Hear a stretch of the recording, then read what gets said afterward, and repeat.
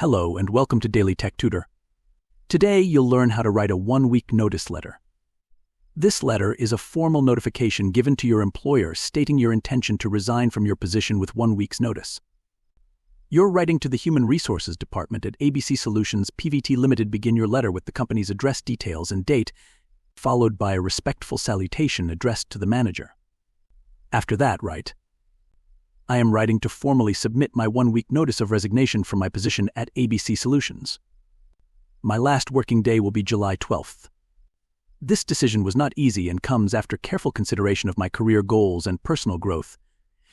I want to express my sincere gratitude for the opportunities and support I have received during my time here.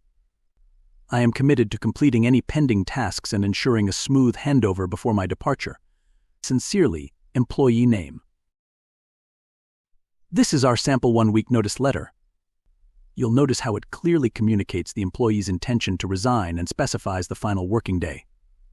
The letter helps ensure a smooth transition and reflects a responsible and courteous approach to leaving a job.